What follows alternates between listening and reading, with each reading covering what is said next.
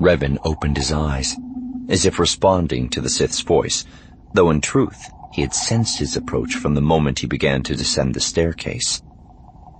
It was difficult to draw upon the Force through the veil of mind-altering chemicals in his system, but over the years he had learned a handful of tricks. Though they had spoken hundreds of times, the Sith had never told Revan his name. Not that it mattered. To Revan he was nothing more than a tool, his one hope of ever getting out of the cell alive. In the first few months he had hoped that someone would come for him. Canderous or T3M4, or maybe even Bastila, drawn to him by the Force.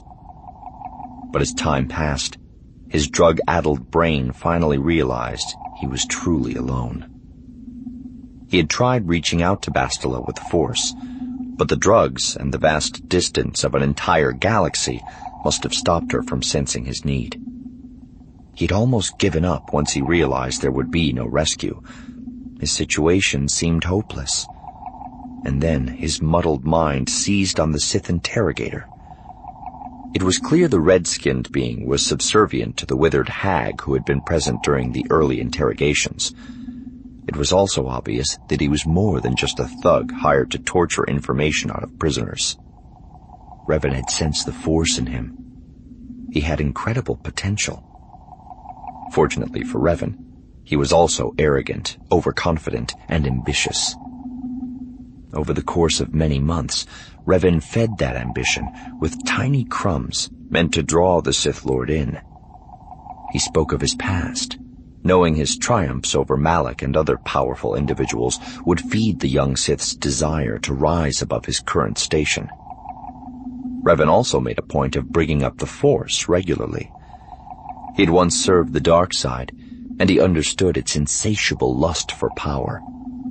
The chance to learn something, anything new about the Force, was a temptation the Sith could not resist. He was willing to give the Sith glimpses of his wisdom, because with each conversation he learned a little bit more about his captors. The interrogator was careful. He tried to reveal as little of himself and the world outside the cell as possible.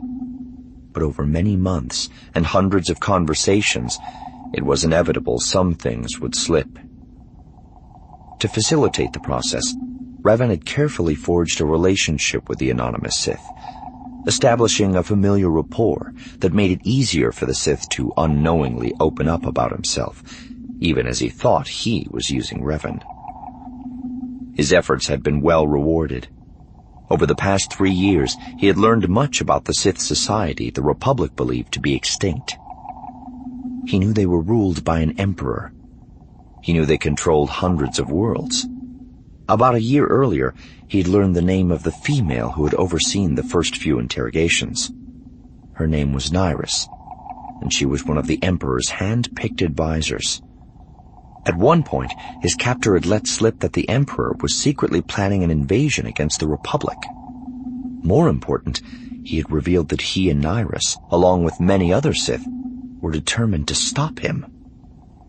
Revan had seized on that shared goal, and for the past few months, he had been playing on it at every opportunity. It all might be futile.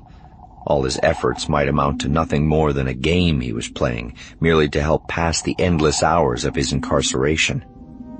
But if there was a chance, however small, that he could somehow use this knowledge to break free of his prison, he intended to take it.